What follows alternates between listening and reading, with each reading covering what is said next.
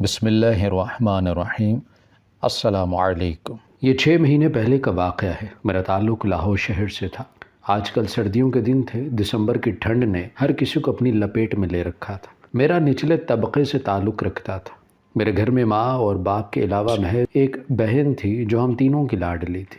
میں ایک سرکاری نوکری کیا کرتا تھا اور ابھی کچھ دن پہلے ہی اس کی منگنی ہوئی تھی، اور اسی وجہ سے میں پارٹ ٹائم نوکری کرنے کے بارے میں بھی سوچا، اور ایک دن کام کی تلاش میں گھر سے نکلا تو لاہور کے بڑے سے مال میں مجھے نوکری مل گئی۔ ایک سیلز بوائے کی حیثیت سے مجھے 6 بجے سے 12 بجے تک کام کرنا تھا، اور تنخواہ بھی اچھی مل رہی تھی۔ اس میں اپنی بہن کی شادی بآسانی میں کر سکتا تھا۔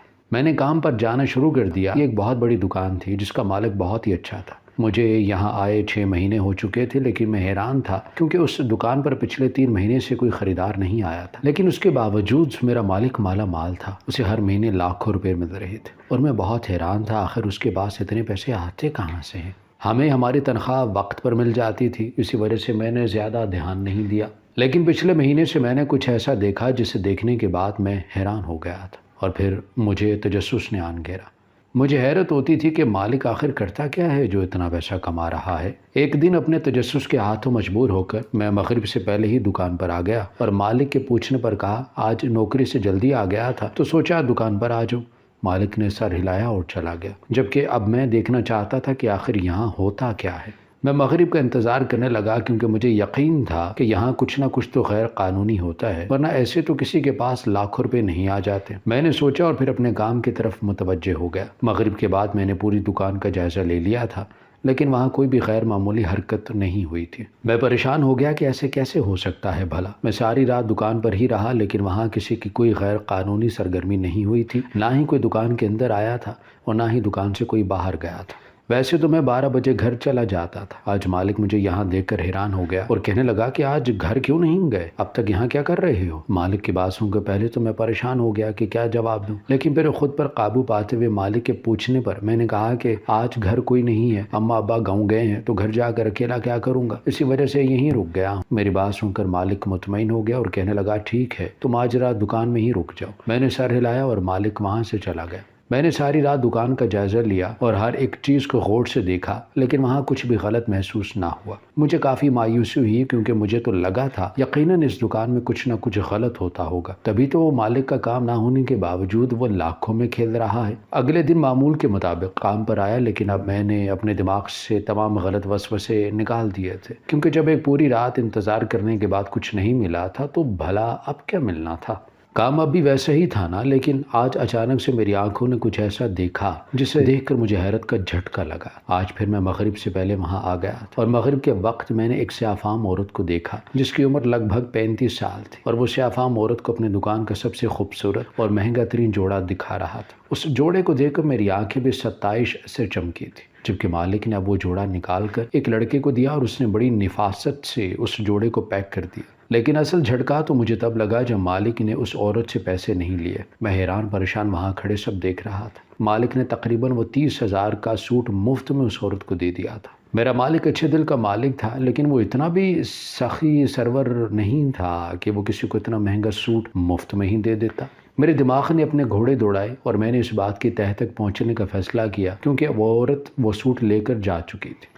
اگلے دن میں نے کام پر آتے ہی اس لڑکے کو بلایا جس نے سوٹ پیک کیا تھا۔ میں نے اس سے پوچھا کہ مالک نے وہ سوٹ اس عورت کو مفت میں کیوں دے دیا؟ تو اس لڑکے نے کہا کہ اسے تو یہ نہیں پتا اس نے سوٹ مفت میں کیوں دیا، لیکن ہاں یہ عورت ہر روز مغرب کے بعد آتی ہے اور مالک اس کی پسند کا سب سے مہنگا سوٹ اسے دے دیتا ہے۔ اس عورت کے روز آنے والی بات پر میں حیران رہ گیا، بھلا ایسے کیسے ہو سکتا تھا۔ اگلے روز میں نے سوچ لیا تھا کہ میں پتہ کروں گا کہ آخر ماجرا ہے کیا۔ آج بھی وہ عورت مغرب کے وقت آئی تو میں نے جان بوجھ کر وہاں سے تمام لڑکوں کو ہٹا دیا اور خود اس سیاہ فام عورت کے پاس چلا گیا۔ اس نے کہا کہ مجھے آج کا سب سے اچھا اور مہنگا ترین سوٹ دکھاؤ۔ میں نے ویسا ہی کیا اور جو نیا مال آیا تھا اس میں سے سب سے خوبصورت سوٹ اس عورت کو دکھایا۔ سوٹ دے کر عورت کی بانچیں کھل گئی، اس کے چہرے پر لوہی سے چمک ابھر آئی تھی۔ میں حیران ہوا لیکن اپنے کام میں مگن رہا۔ اس سے کہا کہ اپنے مالک کو بلاؤ۔ میں نے مالک کو بلایا تو عورت نے وہ سوٹ اسے دکھایا، اور تو مالک نے مجھے کہا کہ سوٹ پیک کر دو۔ یہ سوٹ آج کا سب سے خاص اور خوبصورت ترین سوٹ تھا جس کی قیمت کم از کم 50,000 روپے تھی۔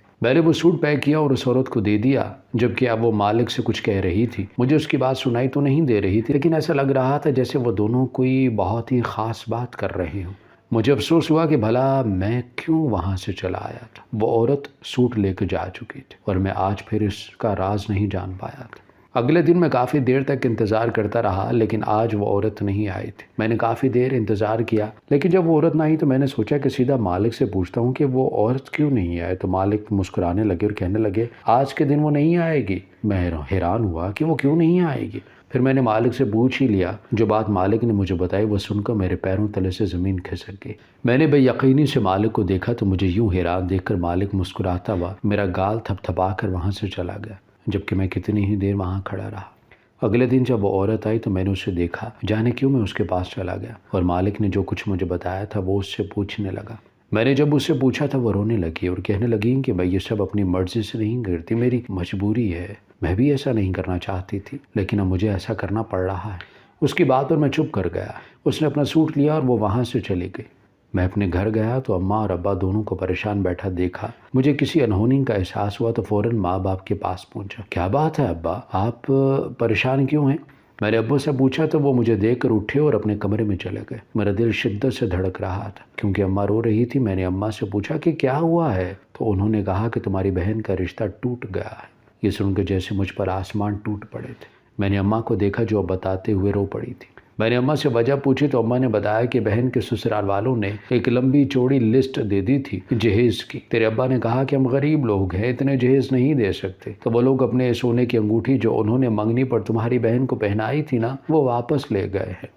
اکلوتی بہن کا گھر بسنے سے پہلے ہی اجڑ چکا تھا۔ میں نے بے بسی سے ماں کو دیکھا جو رو رہی تھی اور باپ جس کے کندھے جھک چکے تھے۔ میں نے بہن کا پوچھا تو ماں نے بتایا کہ وہ تو رو رو کر بے حال ہو گئی ہے، اب مشکل سے نیند کی دوا کھلا کر سلایا ہے۔ گھر پر جو قیامت ٹوٹ پڑی تھی وہ سب سنتے میری آنکھوں میں آنسو آ گئے اور بنا چاہتے ہوئے بھی میں نے ایک انتہائی قدم اٹھانے کے بارے میں سوچ لیا تھا۔ میں نے ماں کو تسلی دے کر چلا گیا۔ اگلے دن کام پر آیا تو بے چیری سے اس افام عورت کا انتظار کرنے لگا کیونکہ اب وہی میری آخری امید تھی۔ مغرب کا وقت ہو چکا تھا اور میرا دل شدت سے دھڑک رہا تھا جو کچھ میں کرنے جا رہا تھا۔ پتہ نہیں وہ ٹھیک بھی تھا کہ نہیں، لیکن بہرحال مجھے وہ کرنا ہی تھا۔ لیکن شاید میرے قسمت میں آزمائشوں کا وقت بڑھ چکا تھا، اسی وجہ سے میں انتظار کرتا رہ گیا لیکن مجھ سے افام عورت نہ آئی۔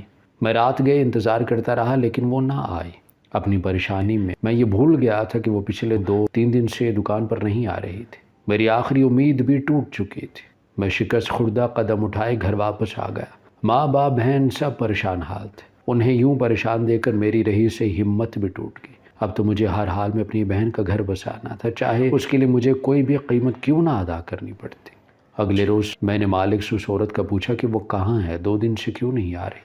مالک مجھے مشکوک نظروں سے دیکھنے لگا۔ میں جانتا تھا کہ مالک کیا سوچ رہا ہوگا لیکن مجھے اس بات سے کوئی فرق نہیں پڑتا تھا کہ کیا سوچتا ہے اور کیا نہیں۔ میں نے مالک کو کہا کہ مجھے اس عورت سے ضروری کام ہے، مجھے اس کا نمبر دے دے۔ مالک نے گہرا سانس لیا اور پھر کہا کہ جو میں کرنے جا رہا ہوں وہ غلط ہے لیکن میں مجبور تھا۔ مالک سے نمبر لے لیا۔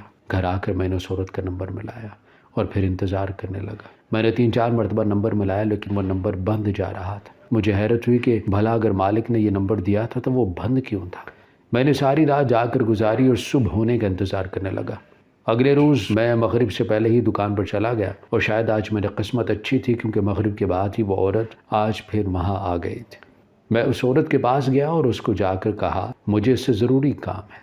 عورت پہلے تو حیران ہو گئی، پھر اس نے مجھے حیرت سے دیکھا۔ میں مجبور تھا، کچھ بھی کرنے کے لیے تیار تھا۔ میں نے اس عورت سے کہا کہ میرا کام کر دے۔ میں نے اسے اپنی مجبوری بتائی تو وہ میری بات مان گئی اور کہنے لگی کہ 1000 روپے دے دو۔ میں نے 1000 روپے اسے دے دیے تو اس عورت کی آنکھوں میں آنسو آ گئے اور اس نے کہا کہ اب جب تم گھر جاؤ گے نا تو تمہارا کام ہو گیا ہوگا۔ پہلے تو میں چونکا لیکن پھر بے حد خوش ہو گیا۔ اگلے دن جب میں گھر پہنچا تو میں حیران رہ گیا کیونکہ میرے گھر کے صحن میں کافی زیادہ لوگ بیٹھے ہوئے تھے۔ میرا دل پتے کی مانند لرزنے لگا۔ میں نے قدم اندر کی جانب بڑھائے تو اندر موجود نفوس کو دیکھ کر میں چونک گیا اور پھر حیرت و بے یقینی سے ان سب کو دیکھنے لگا۔ وہ اور کوئی نہیں بلکہ میری بہن کے سسرال والے تھے۔ ہاں، وہی سسرال والے جنہوں نے کچھ دن پہلے خود ہی یہ رشتہ توڑ دیا تھا، اور آج وہ سب خود وہاں موجود تھے، یہاں تک کہ وہ لڑکا بھی وہاں موجود سر جھکائے بیٹھا تھا جس سے میری بہن کی شادی ہونی تھی۔ میں نے ماں سے پوچھا کہ یہ سب کیا ہو رہا ہے، تو تو ماں کہنے لگیں کہ ان کو اپنی غلطی کا احساس ہو گیا اور اب یہ لوگ اپنی غلطی سدھارنے آئے ہیں، واپس رشتہ مانگنے آئے ہیں۔ ان کی بات پر مجھے 440 وولٹ کا جھٹکا لگا، کیونکہ بھلا ایسے کیسے ہو سکتا تھا۔ میں نے اماں سے پوچھا کہ ایسا کیسے ہو سکتا ہے، تو اماں نے مجھے ڈانٹ دیا اور کہا کہ اب بہن کا گھر بس رہا ہے تو چپ چاپ بسنے دو، بلا وجہ سے سوال جواب نہ کرو، یہ نہ ہو کہ وہ لوگ واپس ہی چلے جائیں۔ ماں کی بات پر میں ایک مرتبہ پھر حیران رہ گیا، لیکن فی الحال چپ رہنے میں ہی عافیت جانے۔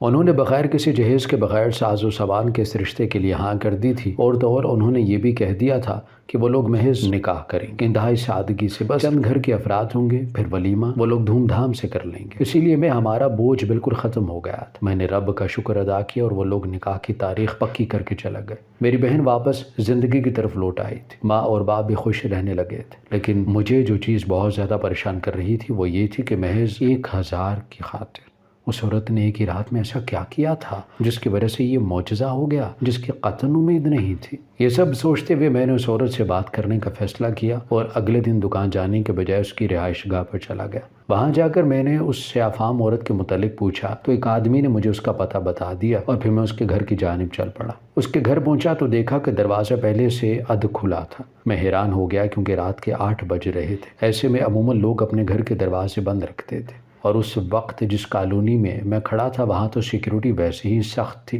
مجھے سمجھ نہیں آیا کہ آخر اس عورت کا گھر کھلا کیوں ہے۔ میں نے گھر کے اندر قدم رکھنا ہی چاہا تو ایسے لگا کہ جیسے مجھے کرنٹ لگ گیا اور ایک جھٹکے میں مجھے جیسے کسی قوت نے پیچھے دھکیلا تھا۔ میں ساکت ہو گیا، بھلا یہ کون سی قوت تھی جس نے مجھے اندر جانے نہیں دیا۔ سوچ کر میں تھک گیا، لیکن دوسری کوشش کرنے پر بھی ویسے ہی مجھے جھٹکا لگا تھا۔ میں نے کوشش ترک کر دی اور اس عورت سے دکان میں ہی ملنے کا سوچا۔ اگلے روز میں بے صبری سے عورت کا انتظار کر رہا تھا۔ جب مغرب کے بعد وہ عورت وہاں آئی اور حسب معمول اپنا سوٹ دیکھنے لگی، میں کشمکش میں مبتلا تھا کہ جیسے اس عورت سے پوچھوں جو سوال میرے دماغ میں کب سے گردش کر رہے تھے۔ وہ عورت سوٹ لے کر جانے لگی تو میں بھی اس کے پیچھے لپکا۔ ابھی وہ دکان سے باہر ہی نکلی تھی کہ میں نے اس کا راستہ روک لیا اور کہا کہ مجھے اس سے بات کرنی ہے۔ وہ مان گئی اور کہنے لگی کہ میرے پیچھے آ جاؤ۔ میں بھی اپنی ہر الجھن کو سلجھانے کے لیے اس کے پیچھے چل پڑا۔ وہ مجھے اپنی گاڑی میں بٹھا کر اپنے گھر لے گئے۔ اس نے دوسری طرف پر کھڑے گارڈز کو کچھ کہا اور مجھے اندر آنے کو کہنے لگے۔ میرے جیسے ہی دروازے کے پار جانا چاہا تو اچانک مجھے وہ جھٹکے یاد آ گئے جو پچھلی مرتبہ اس گھر کی دہلیز پار کرنے پر مجھے ملے تھے۔ میں ڈر گیا اور پاؤں پیچھے کر لیا۔ وہ عورت گھر کے اندر جا چکی تھی جبکہ میں کشمکش میں وہیں کھڑا تھا کہ آیا اندر جاؤں یا نہیں۔ کچھ لمحے گزرے تھے کہ وہ عورت واپس آئی اور مجھے سوالیہ نظروں سے دیکھنے لگی۔ میں نے گہرا سانس لیا اور اسے بتا دیا کہ میں پہلے بھی یہاں آ چکا ہوں اور کیسے مجھے وہ جھٹکے لگے تھے۔ میری بات سن کر وہ مسکرا پڑی اور کہنے لگی ہاں آ جاؤ، ہاں اب کچھ نہیں ہوگا۔ میں نے اس کی بات مان لی اور مجھے واقعی حیرت ہوئی کیونکہ جیسے ہی میں نے قدم گھر کے اندر رکھے تو اب کی بار کسی اندیکھی طاقت نے مجھے پیچھے نہیں دھکیلا تھا، نہ ہی کوئی جھٹکا لگا تھا۔ میں نے شکر ادا کیا اور اس عورت کے پیچھے چل پڑا۔ وہ مجھے اندر لے گئی اور ایک صوفے پر بیٹھنے کو کہا۔ میں بھی چپ چاپ وہاں بیٹھ گیا۔ کچھ ہی دیر میں وہ عورت واپس آئی تو اس نے پوچھا کہ کیا بات ہے۔ میں پہلے تو گھبرا گیا کہ کیا کروں، پوچھوں یا نہیں، لیکن پھر اتنی دور آ ہی گیا تھا تو ہر ڈر خوف بھلا کر میں نے اس عورت سے پوچھ ہی لیا، آپ نے ایک ہی رات میں ایسا کیا کیا کہ میری بہن کے سسرال والے خود الٹے پاؤں چل کر آئے اور رشتہ بھی طے کر دیا؟ نہ صرف یہ بلکہ انہوں نے جہیز لینے سے بھی انکار کر دیا۔ میں نے پوچھا تو میری بات سن کر وہ عورت مسکرا پڑی اور پھر اس نے مجھ سے پوچھا کیا تم جانتے ہو میں کون ہوں؟ اس نے پوچھا تو میں نے حیران نظروں سے اسے دیکھا۔ کیا مطلب؟ میں نے پوچھا تو وہ پھر مسکرا پڑی اور پھر مجھے اپنی ساری بات بتانے لگی۔ میری ماں ایک افریقن تھی جبکہ باپ ایک پاکستانی تھا۔ ان کی شادی کے بعد جب میں پیدا ہوئی تو مجھے دیکھ کر وہ لوگ پریشان ہو گئے۔ اس وقت میں وہ لوگ پاکستان میں ہی تھے۔ میری پیدائش پر سب لوگ حیران اور پریشان رہ گئے تھے کیونکہ میں کوئی عام انسان نہیں تھی بلکہ میں خواجہ سرا ہوں۔ اس کی بات سن کر میرے سر پر دھماکہ سا ہوا تھا۔ میں نے غیر یقینی سے اس عفام عورت کو دیکھا جو دکھنے میں کسی طرح سے خواجہ سرا نہیں لگ رہی تھی، یہاں تک کہ اس کی آواز بھی بالکل عورتوں جیسی ہی تھی۔ مجھے یوں حیران پریشان دیکھ کر وہ پھر سے مسکرا پڑی اور اپنی بات جاری رکھی۔ یہاں کے خواجہ سرا کو پتہ چل گیا تھا کہ میرے ماں باپ کے گھر ایک خواجہ سرا پیدا ہوا ہے، اسی وجہ سے وہ لوگ مجھے اپنے ساتھ لے گئے تھے۔ میرا رنگ اور روپ میری ماں جیسا تھا، سیاہ، لیکن میں مسلمان تھی کیونکہ مسلمان گھرانے میں پیدا ہوئی۔ جیسے ہی وہ خواجہ سرا مجھے لے کر گئے تو میں بہت چھوٹی تھی۔ جب میں 5 سال کی تھی تب ایک دن ایک عورت آئی، اس کا بچہ بیمار تھا۔ میں اس وقت کسی کے گھر بچہ پیدا ہونے پر باقی خواجہ سرا کے ساتھ گئی تھی، لیکن جب اس عورت نے مجھے دیکھا تو کہنے لگی کہ میں دعا کروں کہ اس کا بچہ ٹھیک ہو جائے، اور میں نے دعا کر دی اور اگلے ہی روز اس کا بچہ بالکل ٹھیک ہو گیا۔ وہ عورت میرے پاس آئی اور اس نے مجھے کافی بڑی رقم دی کیونکہ وہ عورت بہت امیر تھی۔ جو لوگ میرے ماں باپ بنے تھے وہ لوگ اس بات سے خوش ہو گئے۔ اگلے روز ایک آدمی نے مجھ سے کہا کہ اس کی نوکری نہیں لگ رہی تو دعا کر دو۔ میں نے دعا کی تو اگلے ہی روز اس کی نوکری بھی لگ گئی، اور پھر ہر روز کوئی نہ کوئی میرے پاس آتا اور مجھ سے کوئی نہ کوئی دعا کا کہتا، اور میں جیسے ہی دعا مانگتی 1-2 روز تک ان کا مسئلہ حل ہو جاتا۔ میرے ماں باپ مجھے ایک اللہ والے کے پاس لے گئے اور انہوں نے مجھے دیکھتے ہوئے کہا کہ رب کی مجھ پر خاص مہر ہے، اسی وجہ سے میرا رب مجھ سے خوش ہے اور میری ساری دعائیں قبول ہوتی۔ بس پھر اس کے بعد سے یہ کام عام ہو گیا، روز لوگ میرے پاس آنے لگے اور مجھ سے دعا کروانے لگے اور میری ہر دعا قبول ہونے لگی۔ میرے ماں باپ نے مجھے ناچ گانے سے بہت دور اپنے رب کے قریب کر دیا۔ تمہارا مالک پہلے مجھ پر غلط نظر رکھتا تھا، ایک دن وہ میرے ساتھ غلط کرنے کا ارادہ رکھتا تھا، لیکن میں نے رب سے دعا کی کہ وہ میری عزت محفوظ کر لے، تو میرے رب نے میری سن لی اور تمہارے مالک کی دکان جل گئی۔ لیکن جب اسے پتا چلا کہ میں باقیوں جیسی نہیں ہوں تو اس نے مجھ سے معافی مانگ لی اور میں نے اسے معاف کر دیا۔ پھر اس نے کہا کہ میں اس کے لیے دعا کروں اور بدلے میں جو چاہوں اس سے مانگ لوں۔ میں نے اس کے لیے دعا کی اور اس کی دکان دوبارہ بن گئی، لیکن پھر اس نے سب سے پہلے دکانداری کی شروعات مجھ سے کی۔ میں نے اسے ایک سوٹ خریدا جو بہت مہنگا تھا، لیکن اس نے مجھے سستے داموں میں بیچ دیا، اور پھر وہ روزانہ ایسے کرنے لگا تھا۔ اس کے کپڑے اچھے ہوتے تھے، اسی وجہ سے لوگ دکان پر آنے کے بجائے آن لائن بکنگ کروا لیتے، اسی وجہ سے اس کا کاروبار اچھا چلنے لگا اور وہ لاکھوں کروڑوں میں کھیلنے لگا۔ تمہارے مالک نے تمہیں غلط کہا تھا کہ میں طوائف ہوں، کیونکہ وہ نہیں چاہتا تھا کہ میں کسی کی مجھ پر نظر پڑے، اور اس دن جب تم نے میرا نمبر مانگا تو اسے لگا کہ تم میرے ساتھ کچھ غلط کرنا چاہتے ہو، اسی لیے تم سے کہا کہ ایسا مت کرو، لیکن وہ تمہارے ارادے نہیں جانتا تھا۔ میں شاید یہ کام کبھی نہ کرتی، لوگوں کے لیے دعا کے بدلے جو پیسہ مجھے ملتا تھا مجھے لگتا ہے وہ غلط ہے، لیکن میں مجبور تھی، کیونکہ مجھے ان خواجہ سراؤں کا پیٹ بھی تو بھرنا تھا جنہوں نے مجھے ہنسی دی۔ ان سب نے بھی ناچ گانا چھوڑ دیا اور اپنے رب کی جانب متوجہ ہو گئے تھے، اور اس رات میں نے بس دعا کی تھی کہ باقی سب رب کی مرضی۔ وہ حقیقت بتا کر خاموش ہو گئی اور میں اپنے آنسو صاف کرنے لگا۔ میں نے عقیدت سے ان کا ہاتھ تھام لیا اور انہیں آنکھوں سے لگا لیا۔ وہ واقع نیک روح تھی جو بدروحوں کے درمیان رہ کر بھی نیک اور پاکیزہ تھی۔ میں نے اس سے کہا کہ میرے لیے دعا کریں کہ میری زندگی کی ہر مشکل حل ہو جائے۔ میں اٹھا اور واپس آ گیا اور رب کا شکر ادا کیا، کیونکہ کچھ ہی مہینوں میں میرے سارے مسائل حل ہو چکے تھے۔ ہماری ویڈیو اگر آپ کو پسند آئی ہے تو ضرور لائک کیجیے، اپنی رائے دینا چاہیں تو کمنٹس کیجیے، اچھی لگے تو شیئر کیجیے۔ اس کے ساتھ ساتھ اگر آپ نے ہمارا چینل سبسکرائب نہیں کیا تو ضرور کیجیے اور بیل آئیکن پر لازمی کلک کیجیے تاکہ ہماری ہر آنے والی ویڈیو آپ تک بر وقت پہنچ سکے۔